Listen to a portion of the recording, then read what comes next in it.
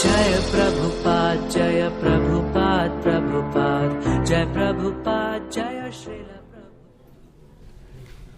ओम ज्ञानतिमिरन्धस्य ज्ञानञ्जनो शलाकया चक्षुरुन्मिलितं येन तस्मै श्रीगुरुवे नमः।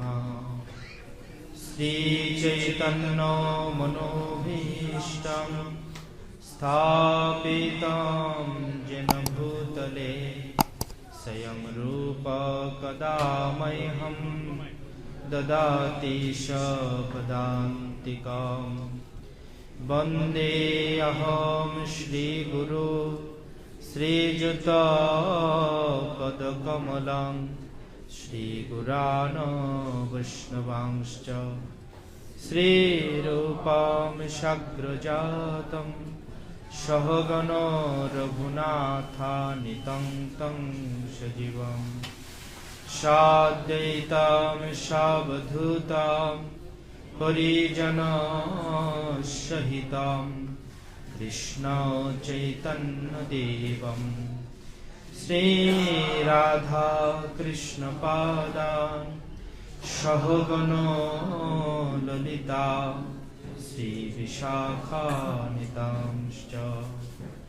नमो विष्णुपदाय कृष्णपृष्ठाय भूतले श्रीमते भक्तिवेदान्तो स्वामिनिति नामिने।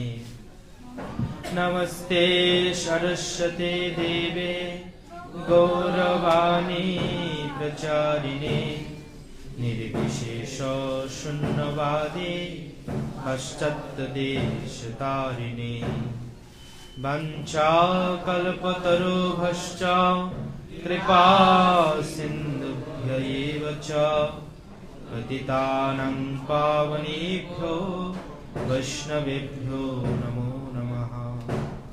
नमो महावदन्नाय कृष्णप्रेम प्रदायते कृष्णाय कृष्णचैतन्य नाम्ने गौरतिसे नमः।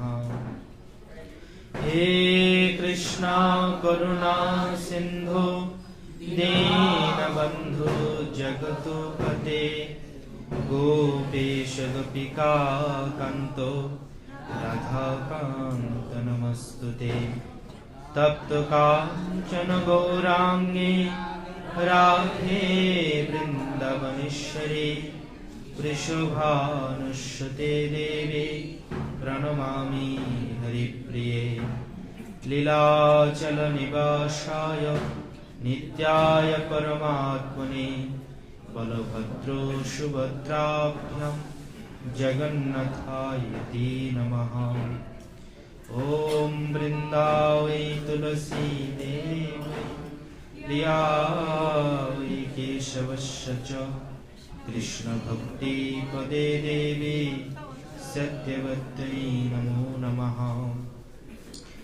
जयो श्री कृष्ण चैतन्य प्रभु नित्यानंद श्री अद्वैत गदाधर शिवासदि गौर भक्तवृंद। हरे कृष्णा कृष्णा कृष्णा हरे हरे हरे राम राम राम हरे हरे।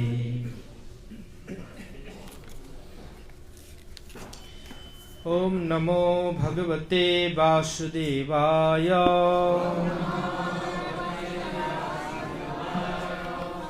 ओम नमो भगवते वासुदेवाय। ओम नमो भगवते वासुदेवाय।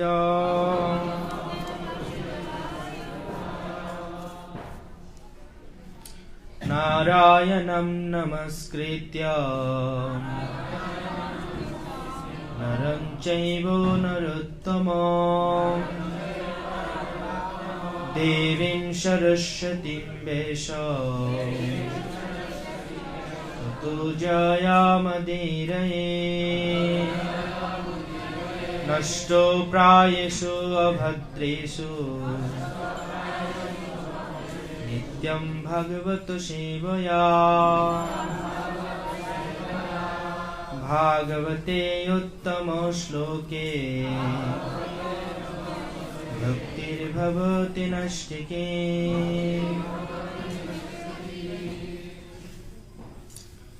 अमूल पुराण श्रीमद् भागवतम तृतीय स्कंध प्रथम अध्यायेर अष्टविंशतितम श्लोक आमरा आज के पाठ करे श्रवण करब। सबाई दया करे आमार साथे श्रीमद् भागवतमेर এই श्लोकटी उच्चारण करबेन।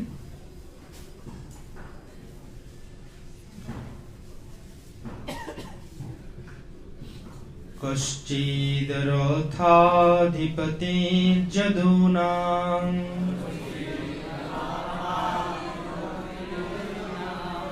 प्रद्युम्नास्ते सुखमङ्गवीरः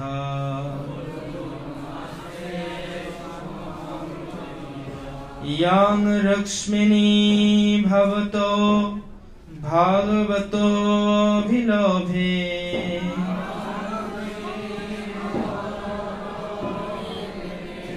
आराध्य विप्रान् स्मरो मादिसर्गे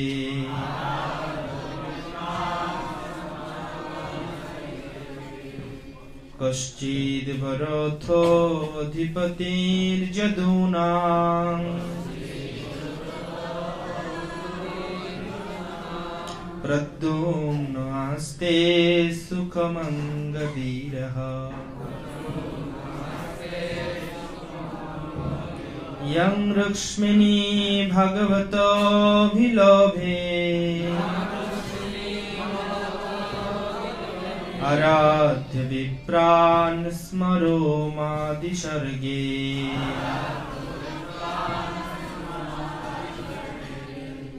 कश्चिद्वरथोऽधिपतिर्जदूनां प्रद्युम्नास्ते सुखमङ्गवीरः यं लक्ष्मिणी भगवतोऽभिलभे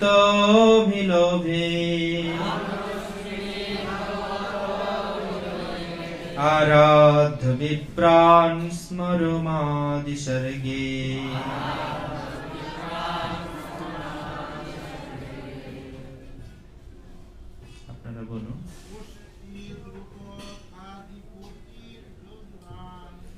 कश्चिद्रथाधिपतिर्जदूनां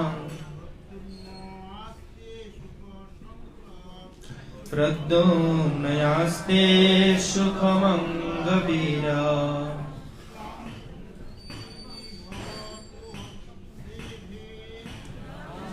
यं लक्ष्मिणी भगवतोऽभिलभे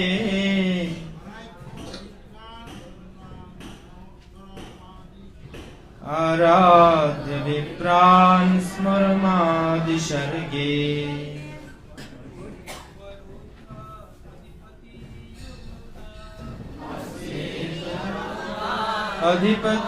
अधिपतिर्जदूनां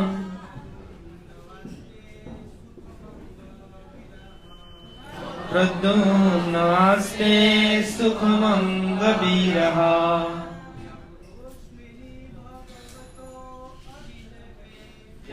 यं लक्ष्मिणी भागवतोऽभिलभे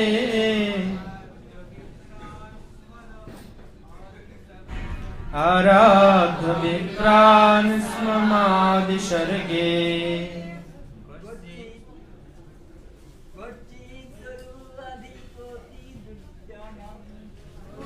कश्चिद्रथाधिपतिर्जदूनां प्रद्युम्नास्ते सुखमङ्गवीरः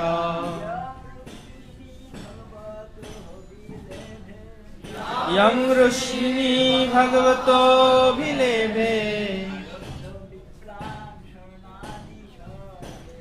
आराध्य विप्रान शरणादि सर्गे। माता जी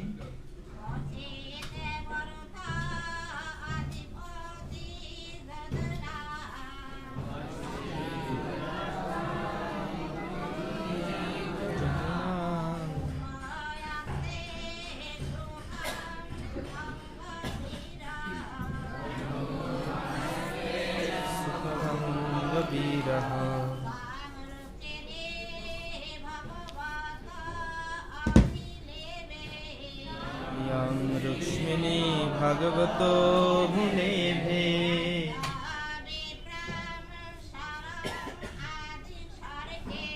आराध्य विप्रान शरणादि सर्गे। আর কেউ? উক্ত শ্লোকের শাব্দিক অর্থ কশ্চিদা কি বরথ সামরিক বাহিনীর অধিপতি সেনাধিপতি যদুনাং যদুদের প্রদ্যুম্ন শ্রীকৃষ্ণের পুত্র প্রদ্যুম্ন আস্তে হয় সুখম সুখে অঙ্গ হে উদ্ধব বীরহ মহান যোদ্ধা যম যাকে রুক্মিণী শ্রীকৃষ্ণের মহিষী রুক্মিণী ভাগবত ভগবানের থেকে অভিলেভে পুরস্কার স্বরূপ প্রাপ্ত হয়েছিলেন। আরাধ্য মনোরম বিপ্রাণ ব্রাহ্মণদের শরণম শরম কামদেব আদি স্বর্গে পূর্ব জীবনে। অনুবাদ সবাই বলবেন দয়া করে। হে উদ্ধব, যদুদের সেনানায়ক এবং পূর্ব জন্মে যিনি ছিলেন কামদেব, সেই প্রদ্যুম্ন এখন কোথায় আছেন? রুক্মিণী ব্রাহ্মণদের সন্তুষ্টি বিধান করে তাদের কৃপায় ভগবান শ্রীকৃষ্ণের কাছ থেকে তাকে পুত্র রূপে প্রাপ্ত হয়েছিলেন। তাৎপর্য শিল প্রভুপাদকৃত। জয় শিল প্রভুপাদ কি। শ্রীল জীব গোস্বামীর মতে স্মর অর্থাৎ কামদেব হচ্ছেন শ্রীকৃষ্ণের নিত্য পার্ষদ। শ্রীল জীব গোস্বামী তার কৃষ্ণ সন্দর্ভে এই বিষয়ে বিস্তারিতভাবে বিশ্লেষণ করেছেন। এখানেই শিল প্রভুপাদকৃত প্রাঞ্জল তাৎপর্য সমাপ্ত হয়েছে।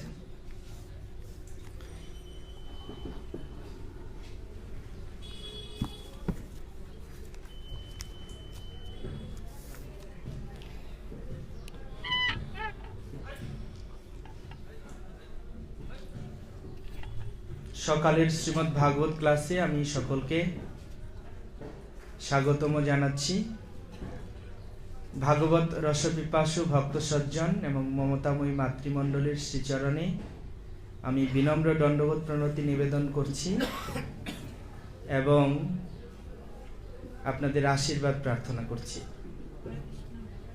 তো আমরা ধারাবাহিকভাবে শ্রবণ করছি কিভাবে বিদুর মহাশয় তিনি গৃহদ্বারে ধনুর্বাণ রেখে গৃহ পরিত্যাগ করে বিভিন্ন তীর্থস্থান পরিভ্রমণ করছিলেন। ভগবানের সান্নিধ্য লাভের জন্য তিনি যেই যেই স্থানগুলিতে ভগবানের স্বয়ম্ভু বিগ্রহ প্রকটিত হয়েছেন সেই সমস্ত স্থানে তিনি পরিভ্রমণ করছিলেন। তো কখনো কখনো এরকম পরিস্থিতি হয় ভক্তদের জন্য, যখন সরাসরি কৃষ্ণকে লাভ করা যায় না বা সরাসরি কৃষ্ণের সান্নিধ্য লাভ করা যায় না, তখন বিগ্রহ স্বরূপে শ্রীকৃষ্ণের সঙ্গ সান্নিধ্য লাভ করা যায়।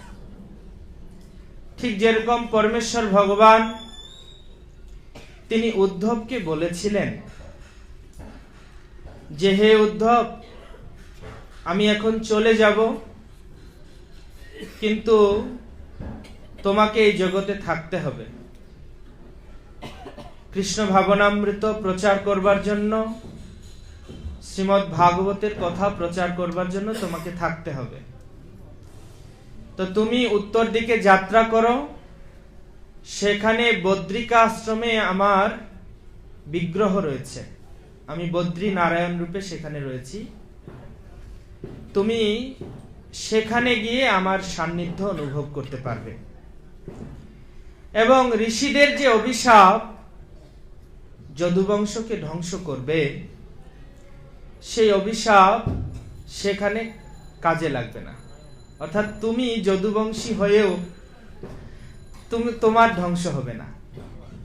তুমি শ্রীমদ্ ভাগবত পান করেছ এবং আমার শ্রীবিগ্রহের সান্নিধ্যে থাকার ফলে সেই অভিশাপ তোমাকে কোনোভাবে প্রভাবিত করতে পারবে না। তো এইভাবে মহাত্মা বিদুর যখন সৌরাষ্ট্র এবং কুরু জাঙ্গল এই সমস্ত বিশেষ প্রদেশ পরিভ্রমণ করেছিলেন, তারপর তিনি মথুরায় গিয়েছিলেন, তখন তিনি বিরহ কাতর, কৃষ্ণ বিরহে বেকুল চিত্ত উদ্ধবকে দেখতে পেয়েছিলেন। উদ্ধব কৃষ্ণকে হারিয়ে এতটা বেকুল হয়েছিলেন যে কোথায় তিনি কৃষ্ণকে পাবেন এবং কোথায় গেলে কৃষ্ণের সেই সান্নিধ্য প্রাপ্ত হওয়া যাবে, সেটা তিনি অনুভব করবার জন্য বৃন্দাবনে গিয়েছিলেন। কারণ বৃন্দাবনে গেলে কৃষ্ণ অনুভূতি আপনা থেকেই হয়। বৃন্দাবন পরিত্যজ্যম পাদমেকম ন গচ্ছতি। পরমেশ্বর ভগবান শ্রীকৃষ্ণ সর্বক্ষণ বৃন্দাবনে থাকেন। তো সেই বৃন্দাবন যদি পরিভ্রমণ করা হয়, তাহলে নিশ্চয়ই কৃষ্ণের সান্নিধ্য পাওয়া যাবে। তো এইভাবে তিনি ব্যাকুল চিত্তে যখন সেই যমুনার তটে পরিভ্রমণ করছিলেন, তখন বিদুর গিয়ে সেখানে উপস্থিত হয়েছিলেন। তো বিদুর যেহেতু ছিলেন উদ্ধবের পিতৃব্য, বয়োজ্যেষ্ঠ, তাই উদ্ধব বিদুরকে দেখে তৎক্ষণাৎ দণ্ডবোধ প্রণতি নিবেদন করেছিলেন এবং বিদুর তাকে কোলে জড়িয়ে ধরে আলিঙ্গনাবদ্ধ হয়ে পুত্রবৎ স্নেহ প্রদান করেছিলেন। তো এইভাবে যখন দুই মহাত্মার, মহান ভক্তের বৃন্দাবনের সেই পুণ্যভূমিতে একত্রিত হয়েছিলেন তারা, তখন তাদের চিত্তে কৃষ্ণ বিষয়ক প্রশ্নের উদয় হয়েছিল। বিশেষ করে মহাত্মা বিদুরের, যদিও তিনি ইতিমধ্যেই জানতেন যে কৃষ্ণ এই জগৎ পরিত্যাগ করেছেন,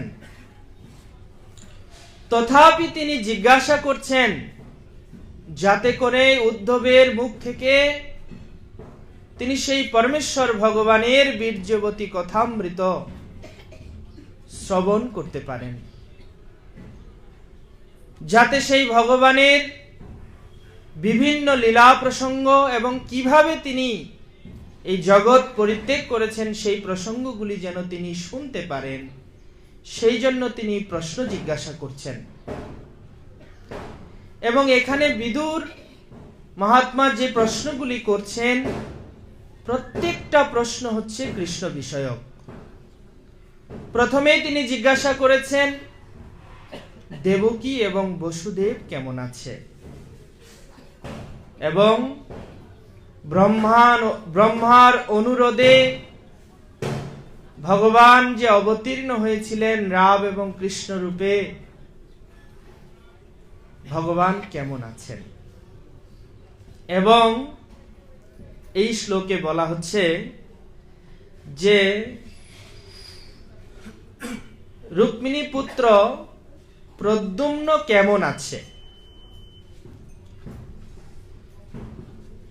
তো এই যে সুন্দর একটা প্রেক্ষাপট শ্রীধাম বৃন্দাবনে হয়েছে, একজন বিরহ কাতর ভক্ত যিনি কেবল কৃষ্ণকে অন্বেষণ করছেন, কৃষ্ণকে খুঁজছেন, তিনি আর একজন ভক্ত কৃষ্ণ কথা শ্রবণের জন্য অধীর হয়ে কৃষ্ণ বিষয়ক প্রশ্ন জিজ্ঞাসা করছেন। এই যে বিশেষ অনুভূতি, এটা হৃদয়ে যখন শুদ্ধ ভক্তির উদয় হয়, অনর্থ সকল নিবৃত্ত হয়, তখনই কেবল এই ধরনের অনুভূতি জাগ্রত হয়। শ্রীমদ্ ভাগবতে স্পষ্ট করে সিদ্ধান্ত দেওয়া হয়েছে, ধর্ম সনুষ্ঠিত পুংসাম বিশ্বক্ষেন কথা সুজ নৌৎপাদয়ে যদিরতিম শ্রম এবহি কেবলম। যদি ভগবানের কথামৃত শ্রবণে কীর্তনে ভগবানের প্রতি আসক্তি জাগ্রত না হয়, রতি উন্মেষ না হয়, রুচি বর্ধিত না হয়, তাহলে স্বধর্মের অনুশীলন শুধুমাত্রই পরিশ্রম। স্বধর্মের অনুশীলন মানে এই যে বর্ণাশ্রম রূপ ধর্ম, বর্ণ এবং আশ্রমোচিত যে স্বধর্ম, এই অনুশীলন বৃথা হয়ে যায় যদি কারোর ভগবানের প্রতি আসক্তি জাগ্রত না হয়। সেই কারণে নির্দিষ্ট করে শ্রীমদ্ ভাগবত বর্ণনা করছে যে এই যে বর্ণ এবং আশ্রম,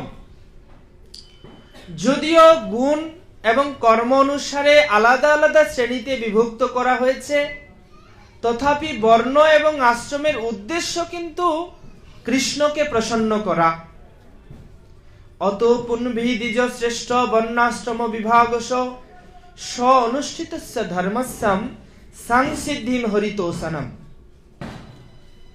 এই যে বর্ণ এবং আশ্রম ভেদে 4টি বিভাগ করা হয়েছে, কিন্তু এর মুখ্য উদ্দেশ্য হচ্ছে পরমেশ্বর ভগবানকে সন্তুষ্ট করা। তো বিদুরের চিত্তে যেই প্রকার কৃষ্ণের প্রতি আবেশ জন্মেছে, তিনি অ্যাকচুয়ালি তীর্থ ভ্রমণে বেরিয়েছিলেন একটা উদ্দেশ্য নিয়ে। আমরা এর আগে 17 নম্বর যে শ্লোকটি পড়েছি, সেখানে উল্লেখ করা হয়েছে অধিষ্ঠিত ইয়ানি মূর্তি তীর্থস্থানে, যে সমস্ত মূর্তিগুলো প্রকাশিত হয়েছে সেখানে তিনি গিয়েছিলেন। কেন গিয়েছিলেন? কারণ হচ্ছে অতি উন্নত পর্যায়ের স্বীকৃতি অর্জনের জন্য, যেই স্বীকৃতি ফলে ভগবত দর্শন লাভ হয়। তার মানে ভগবত ভক্তের সেবারূপ যে স্বীকৃতি, সেই স্বীকৃতির ফলে ভগবত দর্শন লাভ হয়, এবং সেই ধরনের স্বীকৃতি প্রাপ্তির জন্য তিনি তীর্থ ভ্রমণে গিয়েছিলেন। তাহলে তার সংকল্প তীর্থ ভ্রমণ, কিন্তু তীর্থ ভ্রমণের উদ্দেশ্য হচ্ছে গোবিন্দ পদাশ্রয়, যেটা নরোত্তম দাস ঠাকুর বলেছেন সর্বসিদ্ধি গোবিন্দ চরণ। না হলে তীর্থযাত্রা পরিশ্রম। যদি গোবিন্দ চরণে মতির উদয় না হয়, তাহলে সেই তীর্থযাত্রা পরিশ্রম। কিন্তু আমরা বিদুরের জীবনীতে দেখতে পাচ্ছি তিনি তীর্থযাত্রা পরিশ্রম করেননি। সমস্ত সৌরাষ্ট্র আবির বিভিন্ন তীর্থস্থান পরিভ্রমণ করে, প্রয়াগ আদি পরিভ্রমণ করে যখন তিনি বৃন্দাবনে গিয়েছিলেন, তখন তার কৃষ্ণ বিষয়ক চেতনার উদয় হয়েছিল, এবং তিনি কৃষ্ণ সম্বন্ধে জানতে পূর্ণ আগ্রহী হয়ে পুত্রবৎ একজন মহাত্মা, যাকে অন্তিম সময়ে পরমেশ্বর ভগবান ভাগবতের জ্ঞান প্রদান করেছিলেন, সেই মহাত্মা উদ্ধবের কাছে তিনি কৃষ্ণ বিষয়ক প্রশ্নের জিজ্ঞাসা করেছিলেন।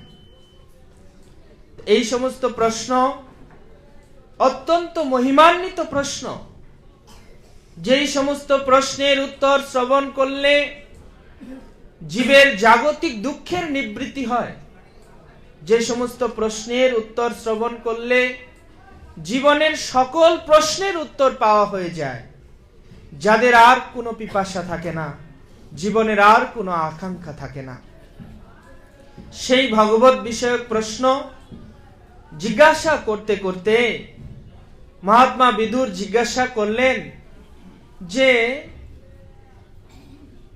রুক্মিণী পুত্র কামদেব তিনি কেমন আছেন। সেই রুক্মিণীর যে পুত্র কামদেব অর্থাৎ প্রদ্যুম্ন, তাকে কিভাবে প্রাপ্ত হয়েছিলেন। এখানে বলা হচ্ছে আরাধ্য বিপ্রাণ, ব্রাহ্মণদের সেবা করার ফলে, ব্রাহ্মণদের আরাধনা করার ফলে তিনি এই প্রদ্যুম্নকে পুত্ররূপে প্রাপ্ত হয়েছিলেন। পুত্রার্থে ক্রিয়তাং ভার্যা পুত্রপিণ্ড প্রয়োজনম। ভার্যা গ্রহণের উদ্দেশ্য হচ্ছে একটি সৎপুত্র লাভ করা, এবং সৎপুত্র লাভের উদ্দেশ্য হচ্ছে তিনি যেন পুত নামক নরক থেকে উদ্ধার করবার জন্য যথাযথ রূপে ভগবত প্রসাদ দ্বারা পিণ্ড দান করতে পারেন। পুত্রার্থে ক্রিয়তাম ভার্যা পুত্রপিণ্ড প্রয়োজনম। তো সেই সৎপুত্র লাভের উপায় কি? উপায় হচ্ছে আরাধ্য বিপ্রাণ স্মর আদি সর্গে। ব্রাহ্মণদের আরাধনা করা কর্তব্য, বৈষ্ণব সেবা করা কর্তব্য, বৈষ্ণবদের আশীর্বাদে এই রকম সৎপুত্র প্রাপ্তি হয়, এটা আমরা এই শ্লোক থেকে দেখতে পাচ্ছি। তো সেই যে কামদেব অর্থাৎ প্রদ্যুম্ন, তিনি হলেন কামদেবের অবতার।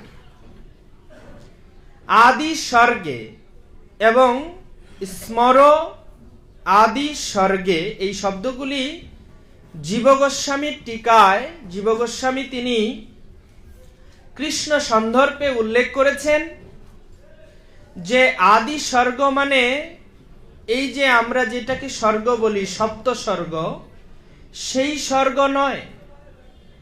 আদি স্বর্গ মানে হচ্ছে ভগবত ধাম, সেটাও স্বর্গ, কিন্তু সেখানে কি যুক্ত করা হয়েছে না আদি স্বর্গ, ভগবত ধাম।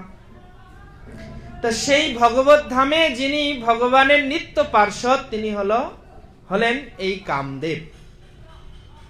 তো সেই সম্পর্কে তিনি বিস্তৃত সেখানে বর্ণনা করেছেন। তো কামদেবের ইতিহাস প্রসঙ্গে আমরা পুরাণে ডিটেলস আলোচনা পাই।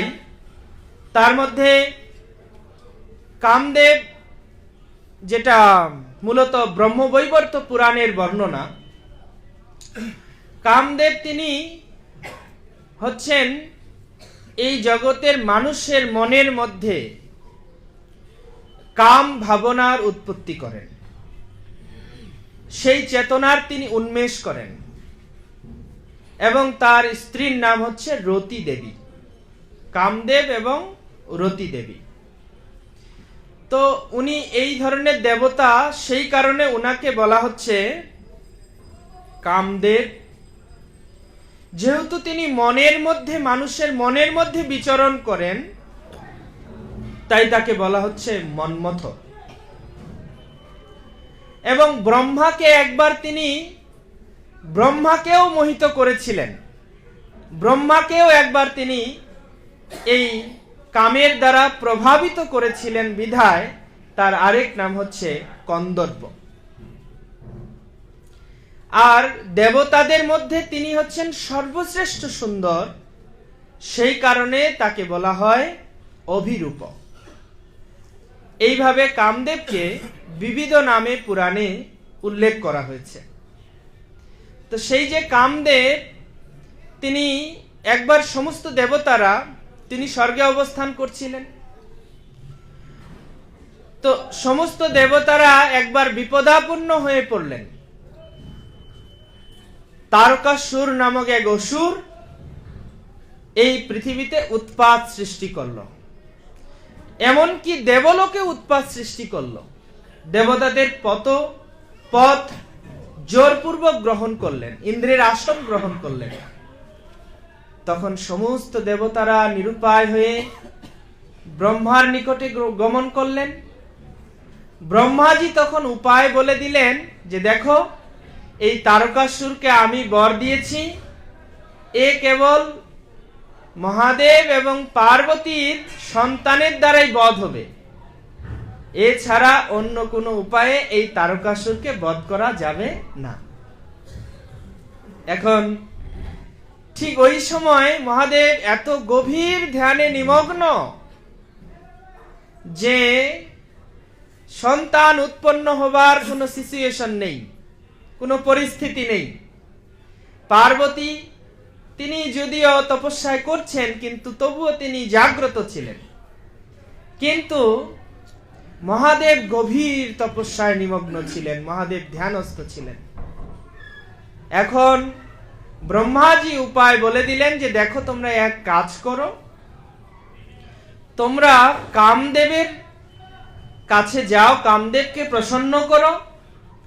কামদেব এবং রতি দেবী যদি মহাদেবের মনের মধ্যে প্রবেশ করে, তাহলে কামদেবের কাছে 5টি বাণ থাকে।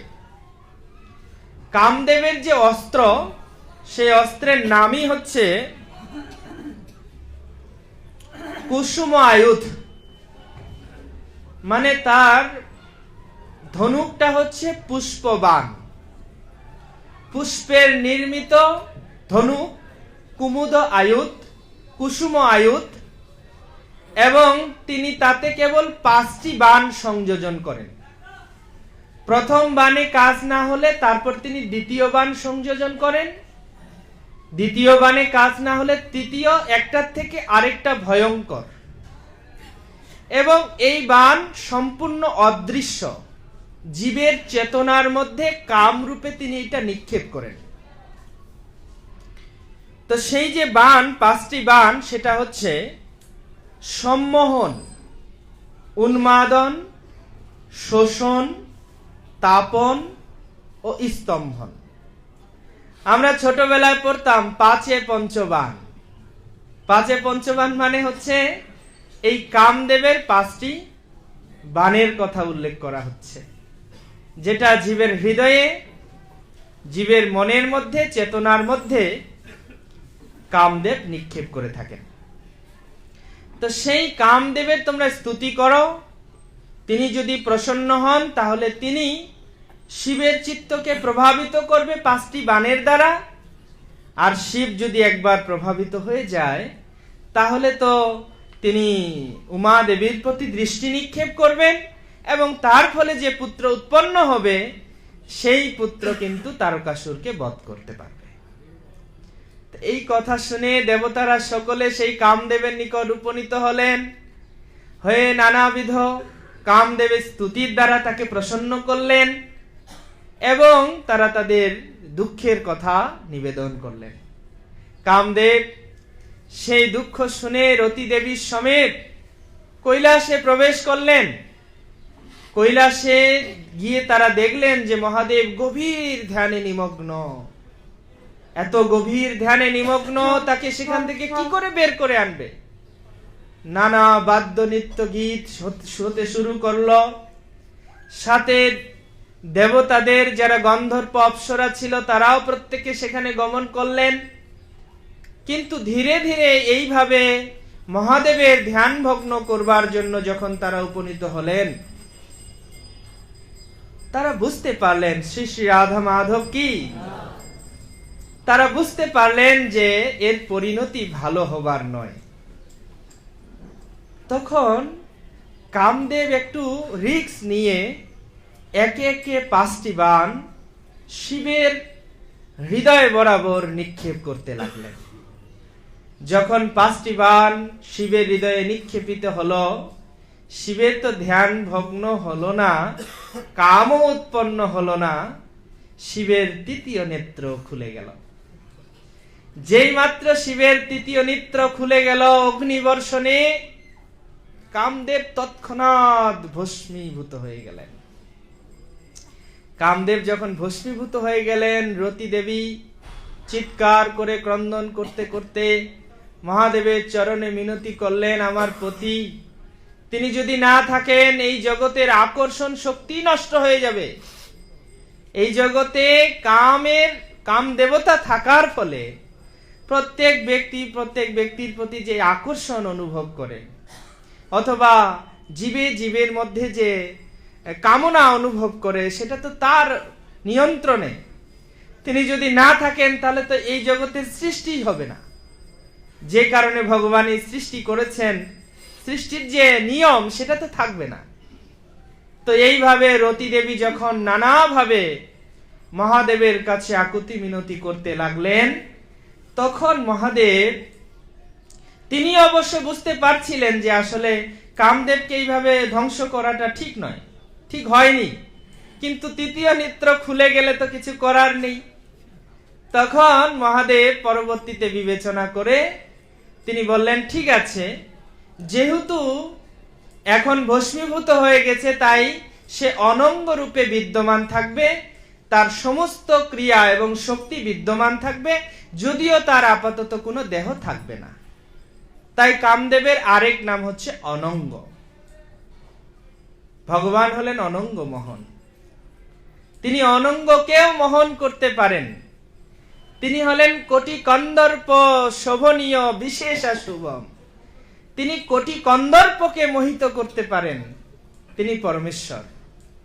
তো সেই কামদেব তিনি এইভাবে অনঙ্গ রূপে থাকবেন।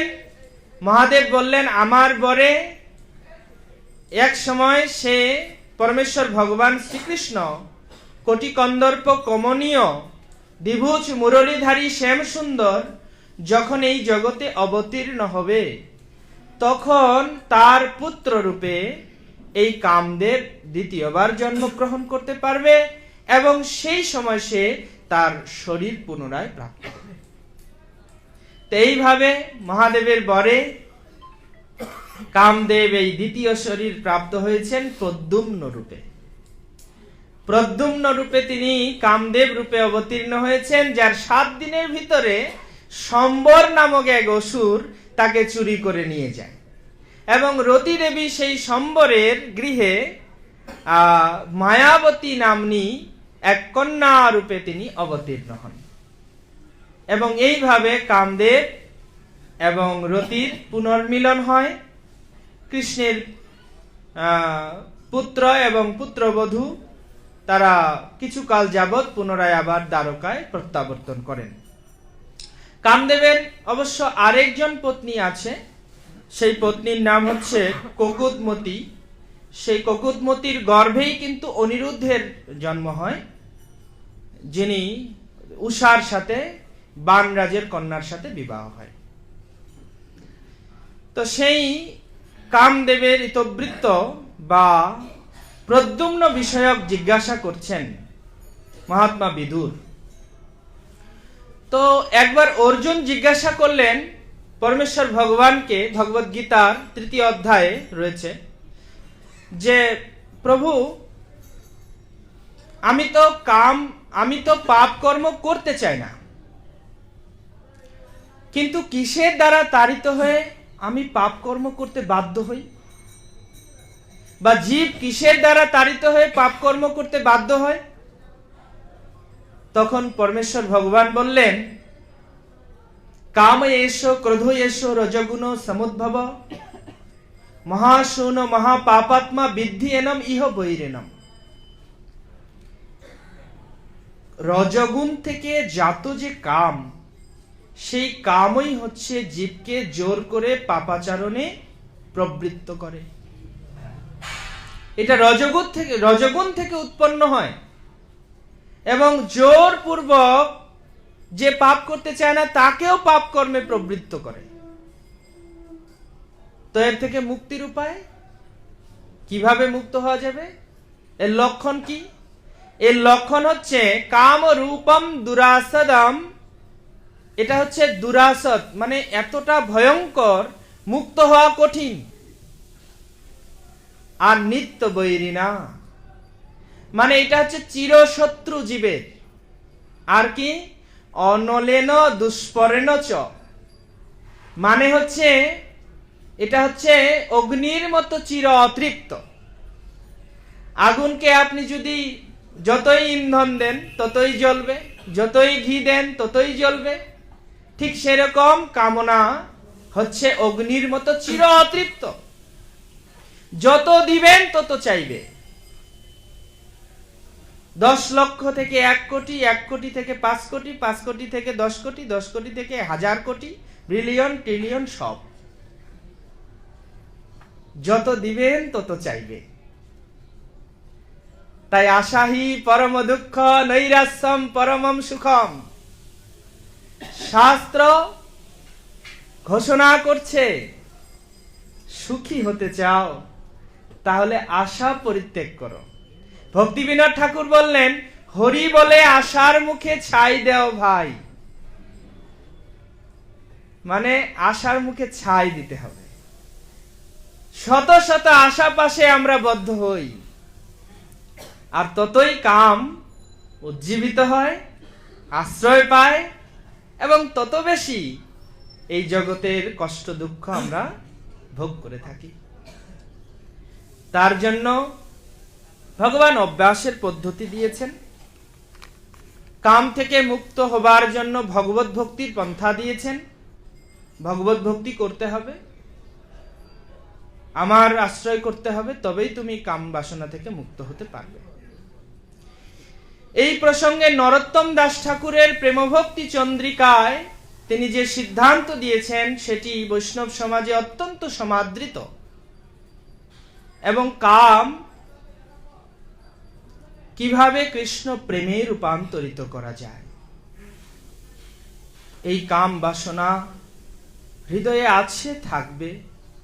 কাম বাসনাকে কিভাবে রূপান্তর করা যায়, পরিবর্তন করা যায়, সেই প্রসঙ্গে নরোত্তম দাস ঠাকুর লিখলেন, কাম কৃষ্ণ কর্মার্পণে, ক্রোধ ভক্ত দেশী জনে, লোভ সাধু সঙ্গ হরি কথায়, মোহ ইষ্ট লাভ বিনে, মত কৃষ্ণ গুণগানে, নিযুক্ত করিব যথাতথা। কাম কৃষ্ণ কর্মার্পণে, কৃষ্ণের কর্ম সাধনের কাম। শিল প্রভুপাদ প্রবল ইচ্ছা পোষণ করেছিলেন তার গুরুদেবের বাক্যকে সার্থক করবার জন্য।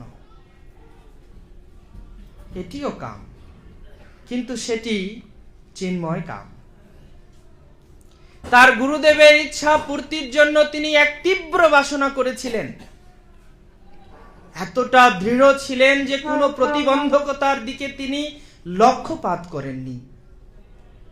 তার অনেক প্রতিবন্ধকতা ছিল। বৃদ্ধাবস্থা, যাবার কোনো সাধন নেই। শ্রীমতী মুরারজি, যাকে অনুরোধ করা হয়েছে আমাকে একটু জলদূত জাহাজে একটুখানি জায়গা, তিনি বললেন না না, সম্ভব নয়, সামুদ্রিক পীড়া আপনি সইতে পারবেন না। আর এত বৃদ্ধ ওখানে গিয়ে তো আপনি কি করবেন? ওখানে কি কৃষ্ণ ভক্তির পরিবেশ রয়েছে নাকি? না না, আমি আপনাকে যেতে দিতে পারি না। আপনাকে পাঠানো মানে নিশ্চিত আপনাকে মৃত্যুর মুখে ঠেলে দেওয়া, আর কিছু না। সুতরাং আমি পাঠাতে পারি না। দেখুন কত প্রতিবন্ধকতা। কিন্তু নানা প্রতিবন্ধকতা উপেক্ষা করে তিনি এই যে তীব্র কাম, কৃষ্ণের ইচ্ছা পূর্তির জন্য, তার গুরুদেবের ইচ্ছা পূর্তির জন্য তিনি একদম দৃঢ়ব্রত ছিলেন, দৃঢ় নিশ্চয় ছিলেন, দৃঢ় সংকল্প ছিলেন শিল প্রভুপাদ। তাই কাম কৃষ্ণ কর্মার্পণে, কৃষ্ণের জন্য সংকল্প করা যেতে পারে। আমি কৃষ্ণের জন্য এটা করব, কৃষ্ণের জন্য ওটা করব। এইভাবে কৃষ্ণের জন্য কর্ম করার প্রতি কাম নিযুক্ত করার কথা নরোত্তম দাস ঠাকুর বলছেন। ক্রোধ ভক্ত দেশী জনে, ভক্ত বিদ্বেষীর প্রতি, কৃষ্ণ বিদ্বেষীর প্রতি ক্রোধের প্রকাশ। তাই বলে ক্রোধের দ্বারা প্রভাবিত হওয়া যাবে না। ক্রোধকে ব্যবহার করতে হবে যাতে ফসফস করে দংশন করো না। বলে কথায়, ফসফস করে দংশন করো না। ক্রোধকে ইউজ করলে যদি কৃষ্ণ ভাবনার একটু উন্নতি হয়, ক্রোধকে ব্যবহার করলে যদি কৃষ্ণ ভাবনার পথে একটু মানুষ অগ্রসর হয়, তাহলে সামান্য ক্রোধকে ব্যবহার করা। ক্রোধের দ্বারা প্রভাবিত যারা, তারা কিন্তু ক্রোধ নিয়ন্ত্রণ করতে পারে না, তারা ক্রোধের বশে অনেক কিছু করে ফেলে।